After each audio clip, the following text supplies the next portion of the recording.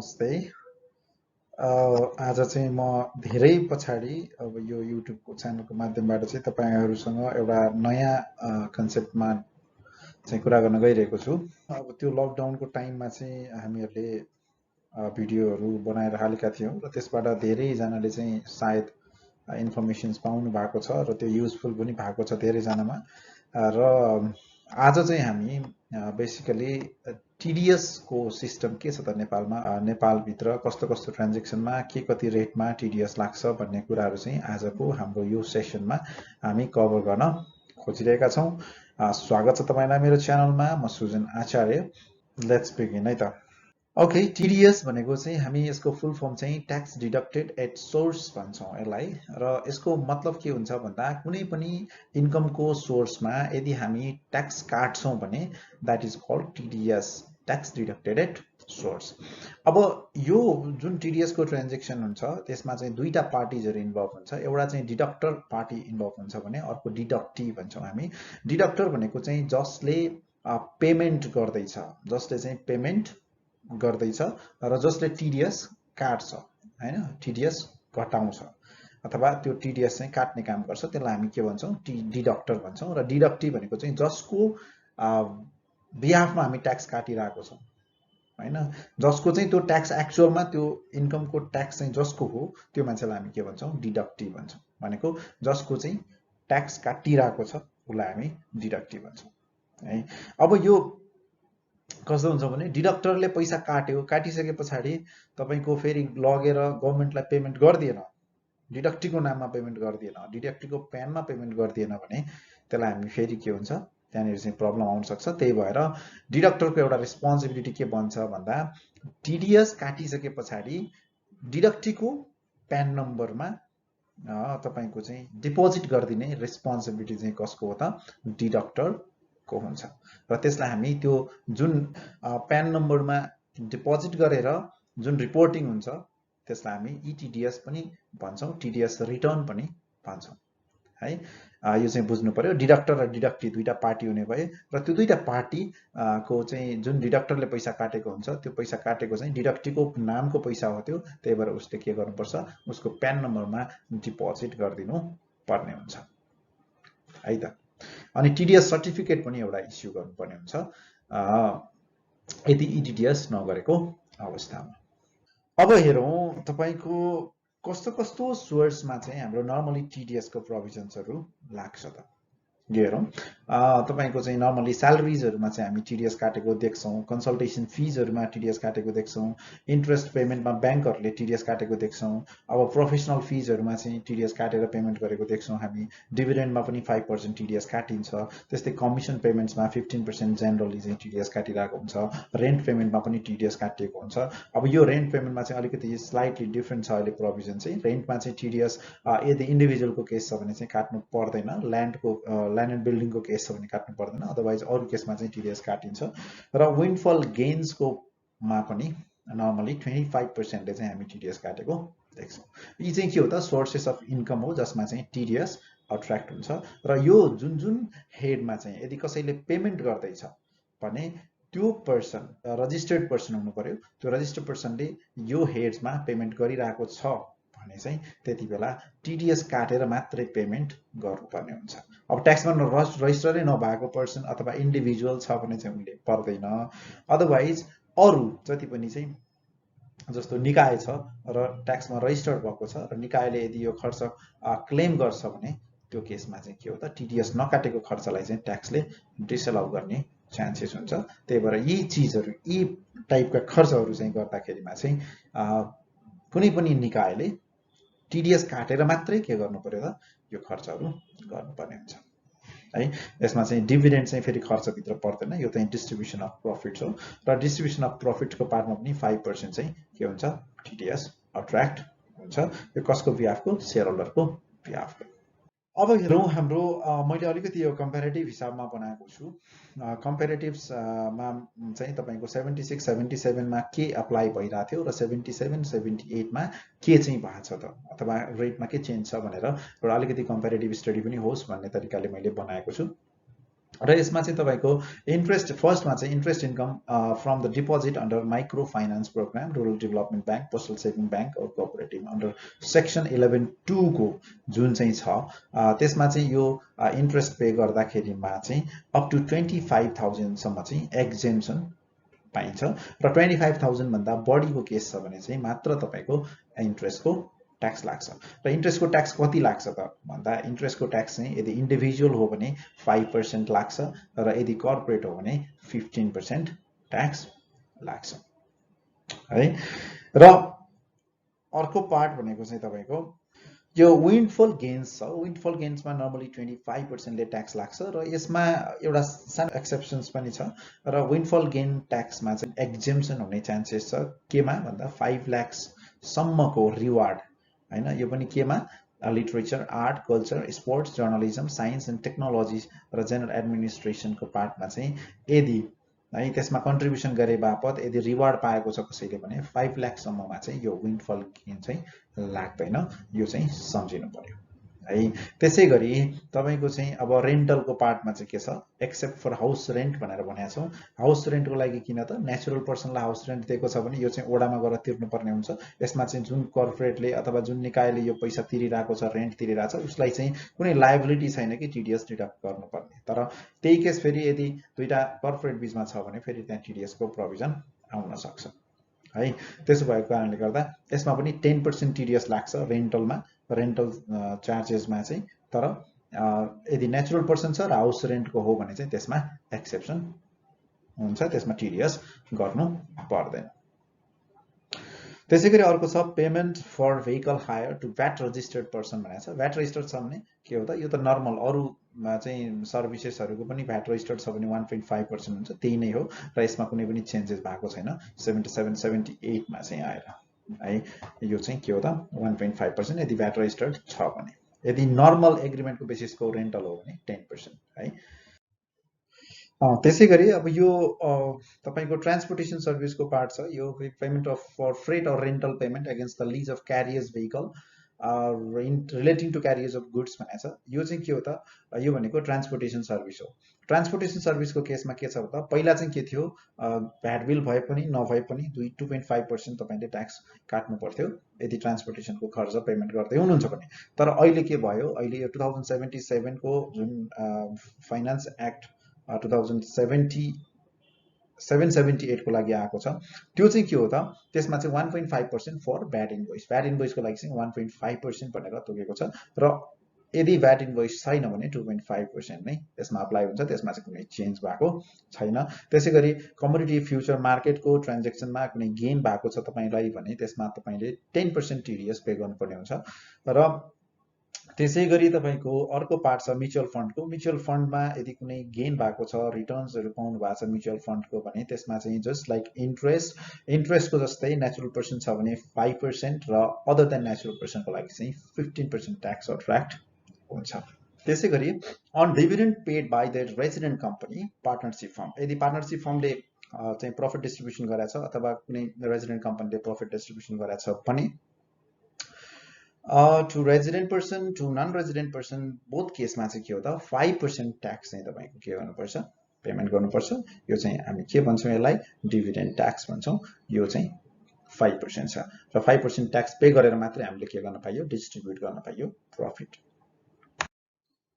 त्यसैगरी अर्को छ गेन फ्रम इन्भेस्टमेन्ट इन्सुरेन्स अब यो पनि just like gain from investment insurance भनेको चाहिँ कुनै इन्भेस्टमेन्ट गर्नु भएको छ जस्तो तपाईले चाहिँ लाइफ इन्सुरेन्सको छ भने त्यसको चाहिँ लाइफ इन्सुरेन्सको गेनमा चाहिँ तपाईले के गर्नु पर्यो 5% पे गर्नुपर्ने हुन्छ फ्ल्याटमा है त्यो चाहिँ लाइफ इन्सुरेन्स कम्पनीले तपाईसँग 5% टिडीएस काटेर मात्र तपाईलाई पेमेन्ट गर्छ है।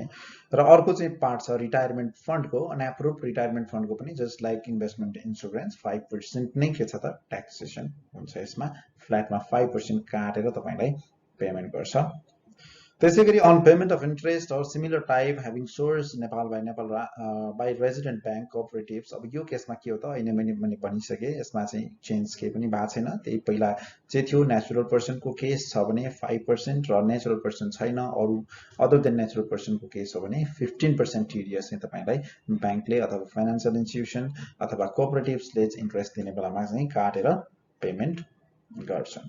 त्यसैगरी अर्को पार्ट छ payment of premium to non resident insurance company. अब यदि नन रेजिडेन्ट इन्सुरेन्स कम्पनीलाई तपाईँले प्रिमियम पे गरिराख्नु भएको छ भने on payment of commission related to insurance premium to non resident insurance company, भनेको यो नन रेजिडेन्टलाई यदि तपाईँले इन्सुरेन्स प्रिमियम पे गरिराख्नु भएको छ भने त्यति बेला 1.5% टिडिएस तपाईँले डिडक्ट गर्नुपर्ने हुन्छ है।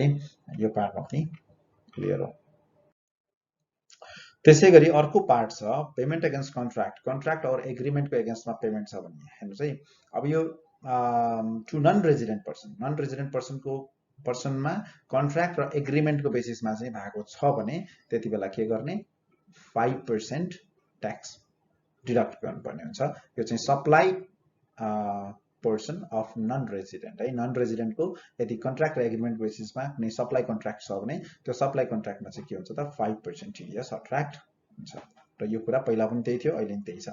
र यसमा चाहिँ के छ, स्लाइटली एउटा कुरा चेन्ज भयो, repair of aircraft and other contract भनेको थियो पहिला, यो वर्ड चाहिँ अहिले हटाइदियो र यसमा चाहिँ कन्ट्र्याक्ट एन्ड एग्रिमेन्ट मात्रै राखिएको छ। र त्यसै गरी अर्को पार्ट छ तपाईँको payment exceeding ₹5 million made towards the work done through the consumer committee. Consumer कमिटीबाट गरिएको काम है, यो 5 million भन्दा बढीको केस छ भने त्यसमा 1.5% टिडिएस चाहिँ काट्नुपर्छ। यसमा पनि कुनै चेन्जेस छैन 77-78 को लागि। र त्यसैगरी कन्ट्र्याक्ट पेमेन्ट एक्सिडिङ 50,000 एक्सिडिङ भएको कन्ट्र्याक्ट पेमेन्ट छ भने त्यसमा पनि 1.5% टिडिएस चाहिँ अट्र्याक्ट हुन्छ। यसमा पनि कुनै चेन्जेस छैन यो वर्षको लागि है। त्यसैगरी अर्को छ पेमेन्ट अफ कन्सल्टेन्सी फी। अब यो चाहिँ भ्याट इन्भोइस छ भने 1.5% र भ्याट इन्भोइस छैन भने 15% है। यसमा पनि कुनै चेन्जेस भएन यो वर्षमा। त्यसैगरी अर्को पार्ट छ नन रेजिडेन्ट पर्सनको repair of aircraft and other कन्ट्र्याक्टको केस छ भने यसमा पनि 5% नै छ। यो जस्ट तपाईँको सेग्रिगेट गरे मात्रै हो, अरू केही पनि होइन। यसमा 5% ट्याक्स नै पे गर्नुपर्ने हुन्छ। त्यसैगरी on payment of use of satellite bandwidth हैन, optical fibre, telecommunication equipment or electricity transmission by the resident person in respective of its location भनेको छ। रेजिडेन्ट पर्सनले यदि यो खालको चाहिँ satellite bandwidth, optical fibre, telecommunication equipments or electricity ट्रान्समिसनको part चाहिँ केही पेमेन्ट गर्दैछ भने त्यो केसमा 10% टिडिएस गरेर मात्रै पेमेन्ट गर्नु पर्यो है। त्यसैगरी अर्को पार्ट छ जस्तो interest on loan taken from the foreign banks. यदि नेपालको ब्याङ्कले फरेन ब्याङ्कबाट यदि लोन लिएको छ र त्यसमा इन्ट्रेस्ट पे गर्दैछ भने अन द्याट पार्ट यसको प्रोभिजन पहिला चाहिँ थिएन, अहिले चाहिँ के भयो त 10% भनेर फाइनान्स एक्टमा चाहिँ इन्क्लुड गराइएको छ यो ट्रान्जेक्सनलाई पनि। अब त्यसैगरी अर्को पार्ट छ तपाईको gain on disposal of interest in any resident entity. अब यो रेजिडेन्ट इन्टिटीमा भएको, लिस्टेड इन्टिटीमा भएको तपाईको चाहिँ यदि कुनै गेन छ भने लिस्टेड इन्टिटीको सेयरको ट्रान्जेक्सनमा है, इन्ट्रेस्टको डिस्पोजलमा भनेको चाहिँ सेयर्सहरु तपाईले बेच्नुभयो, डिबेन्चर्स बेच्नुभयो भने त्यो केसमा चाहिँ के लाग्छ त भन्दा टु रेजिडेन्ट नेचुरल पर्सन छ भने 5%, टु रेजिडेन्ट इन्टिटी छ भने 10% र अदर छ भने इन्क्लुडिङ नन रेजिडेन्ट पर्सन। अब यसमा चाहिँ नन रेजिडेन्ट पर्सन लिनुपर्छ 25% फ्ल्याटमा ट्याक्स लाग्छ र यो कुरा चेन्ज भएको छैन, जे हो पहिला त्यही नै छ अहिले पनि।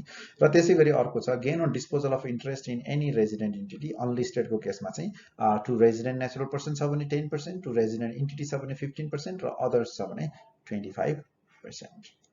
त्यसैगरी अर्को पार्ट छ gain on disposal land and बिल्डिङको केस छ। डिस्पोजल भयो भने अब इन्डिभिजुअलमा चाहिँ के हो त, gain on disposal of land and building तपाईको चाहिँ ल्यान्ड अथवा ल्यान्ड एन्ड बिल्डिङ्स डिस्पोजल गर्दाखेरिमा यदि इन्डिभिजुअलले 5 वर्षभन्दा कम होल्ड गरेर बेचेको छ भने 5% ट्याक्स लाग्छ र त्यसैगरी इन्डिभिजुअलले 5 वर्षभन्दा बढी ओन गरेर बेचेको छ भने 2.5% ट्याक्स लाग्छ। त्यसैगरी यदि अदर देन इन्डिभिजुअल छ भने इन्टिटी छ भने चाहिँ त्यति बेला 1.5% ट्याक्स लाग्छ। तर 1.5% जुन क्याल्कुलेसन हुन्छ त्यो होल सेल्स कन्सिडरेसनमा क्याल्कुलेसन हुन्छ र त्यसैगरी 2.5% र 5% जुन छ यो चाहिँ के हो त तपाईको चाहिँ गेनको एमाउन्टमा लाग्ने ट्याक्स हो है। र इन्डिभिजुअलको केसमा चाहिँ whether it is 2.5% or 5% it will be final Okay, though it is a TDS, it will be final. There won't be any tax liability exceeding that 5% or 2.5% in case of individuals. Okay, र यदि इन्डिभिजुअलको case छ र 10 लाखसम्मको डिस्पोजलको case छ land and building भने चाहिँ त्यसमा कुनै पनि ट्याक्स लाग्दैन, त्यो नन बिजनेस चार्जेबल एसेट्सको क्याटेगोरिज भन्दा बाहिर पर्ने भएको कारणले गर्दाखेरि। Okay, so bank and financial institution providing foreign exchange facility for payment to foreign institutions for conducting language and standardized examination of students going to study abroad भनेको छ। यसमा चाहिँ के थियो, पहिला प्रोभिजन थिएन, अहिले चाहिँ 15% TDS चाहिँ लाग्छ यदि ब्याङ्क एन्ड फाइनेन्सियल इन्स्टिट्युसनले यदि कुनै एक्सचेन्ज फेसिलिटिज दिन्छ जसको लागि के को लागि त भन्दा ल्याङ्ग्वेजको लागि अथवा स्ट्यान्डर्डाइज एक्जामिनेसन फरेनर को लागि पेमेन्ट गर्दैछन् भने 15% TDS काटेर मात्र पेमेन्ट गर्नुपर्ने हुन्छ। त्यसै गरी इम्पोर्टको केसमा पनि अलिकति यहाँनिर चाहिँ के छ चाहिँ TDS का प्रोभिजन्सहरू छन्, जस्तो तपाईको चाहिँ इम्पोर्ट गर्दाखेरिमा यदि कस्टम ब्यान्डिङ क्याटेगोरी लाइभ एनिमल्सहरू, लाइभ फ्रेस आइस्ड फिसेसहरू, फ्रेस फ्लावर्सहरू, फ्रेस भेजिटेबल्सहरू, गार्लिक बेबी कर्नहरू, फ्रेस फ्रुट्सहरू यदि तपाईँ इम्पोर्ट गरिराख्नु भएको छ भने you need to pay 5% TDS and it is not changed in the year 2077-78।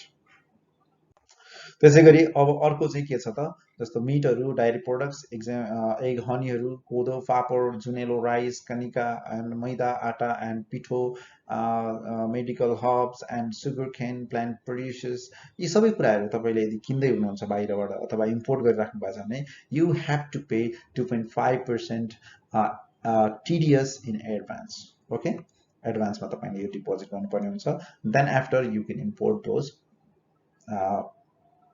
Goods. Okay, so किन यस्तो भइरहेछ त भन्दा यो चिजहरूको चाहिँ इम्पोर्ट चाहिँ नर्मली गभर्मेन्टले के गरिरहेछ त अहिले तपाईँको चाहिँ डिस्करेज गरिरहेको अवस्था हो, त्यही भएर यो चाहिँ यसमा चाहिँ TDS एडभान्समा पे गर्नुपर्ने हुन्छ।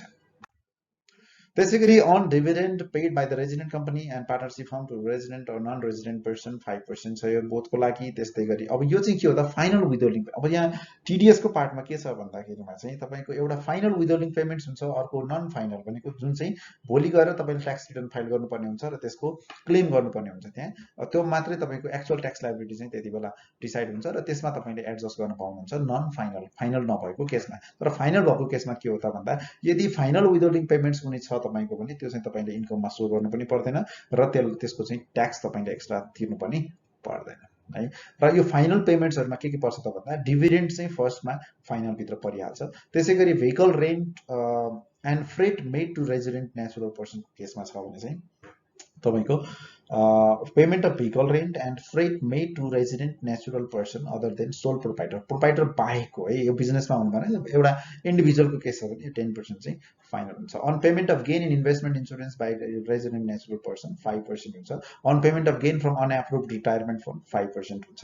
त्यसै गरी on payment of interest or similar type having source in Nepal to natural person छ भने चाहिँ त्यो केसमा पनि ब्याङ्क, फाइनेन्सियल इन्स्टिट्युसन्स, डिभेन्चरहरूबाट आएको छ इन्ट्रेस्ट भने त्यो पनि फाइनल नै मानिन्छ जुन 5% हुन्छ। अब कुन कुन कस्तो कस्तो पार्टमा चाहिँ तपाईको TDS अप्लाई हुँदैन त है। TDS अप्लाई नहुने चाहिँ अहिले पनि मैले भनिसके स्टार्टिङमै तपाईको 25,000 सम्म कस्तो केसमा micro finance program, rural development bank, postal saving bank and कोअपरेटिभ्सहरूले चाहिँ यदि रुरल एरियाजमा तपाईलाई चाहिँ इन्ट्रेस्ट प्रोभाइड गरिरहेछ र त्यो इन्ट्रेस्ट एनुअली 25,000 भन्दा कम छ भने त्यसमा कुनै पनि प्रकारको ट्याक्स लाग्दैन र त्यो संस्थाले TDS गर्नुपर्ने अवस्था हुँदैन। त्यसै गरी अर्को चाहिँ पार्ट छ payment made by the natural person relating to activities other than business activities. अब बिजनेस एक्टिभिटिज बाहेक अरू पेमेन्ट जस्तो तपाईले चाहिँ तपाईँ इन्डिभिजुअल के गर्नुभयो, कुनै पसलमा गएर सामान किन्नुभयो अथवा कुनै लयरको सर्भिस लिनुभयो भने you don't have to deduct TDS in that case. Okay, so payment for articles published in newspaper publish गर्दाखेरिमा पेमेन्ट्स गरिरहेछ भने त्यो केसमा पनि तपाईको चाहिँ TDS गर्नुपर्ने जरुरी छैन। र त्यसै गरी interest payments to resident bank and other financial institution, यदि interest payment to resident bank छ भने जस्तो ब्याङ्कलाई तपाईले इन्ट्रेस्ट दिइराख्नु भएको छ भनेको लोनको इन्ट्रेस्ट तिर्ने बेलामा इन्डिभिजुअलले के गर्छ, TDS गरेर गर्छ त गर्दैन, त्यो सिम्पल कुरा छ। र inter regional interchange fee paid to credit card issuing bank भनेको छ, तपाईको यसमा पनि TDS को पार्टहरु हुँदैन यो चाहिँ कस्तो भने इन्टर रिजनल इन्टरचेन्ज फी भनेको छ, भनेको एउटा ब्याङ्कको अर्को ब्याङ्कमा होइन, एउटा चाहिँ तपाईँको चाहिँ यहाँ नेपालको ब्याङ्क र इन्डियाको ब्याङ्क होइन, अब यिनीहरूमा चाहिँ के हुन्छ, तपाईँले नेपालको एटिएम युज गरेर इन्डियामा चाहिँ तपाईँले सामान किन्नुभयो भने अब त्यसमा चाहिँ के हुन्छ, त्यहाँ चार्जेस लागेको हुन्छ, तर त्यसमा चाहिँ के हो त टिडिएसको पार्ट आउँदैन।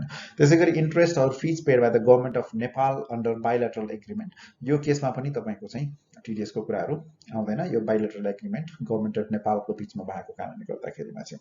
र त्यस्तै गरी tax exempt payment or TDS deductible under 87 भनेको छ, यो एक्जेम्प्टेड पेमेन्ट्सहरूमा पनि टिडिएस गर्नुपर्ने जरुरी भएन। र त्यस्तै गरी इन्ट्रेस्ट डिभिडेन्ड म्युचुअल फन्डलाई यदि कलेक्टिभ इन्भेस्टमेन्टमा तपाईँले तिरिराख्नु भएको छ भने त्यो केसमा पनि टिडिएस गर्नुपर्ने जरुरी छैन। र incentive on payment made using electronic means against purchase of goods or service under section 25(1) का भनेको छ, भनेको यो रिसेन्टली आएको प्रोभिजन हो। र जसले इलेक्ट्रोनिक मिडियाबाट मिन्सबाट तपाईँले सामान किन्नुहुन्छ भने र त्यति बेला चाहिँ तपाईँले जुन भ्याट तपाईँले पे गर्नुहुन्छ त्यो भ्याटको चाहिँ 10% चाहिँ के हो त तपाईँलाई इन्सेन्टिभ आउँछ, र त्यो इन्सेन्टिभमा चाहिँ तपाईँको टिडिएस लाग्दैन भनेर यसले एक्सक्लुड गर्न खोजिरहेको छ। Okay, thank you for watching my video, and don't forget to subscribe my channel if you want to get more knowledgeable video in future from this channel. Okay, bye bye, take care, stay safe, stay healthy, bye bye.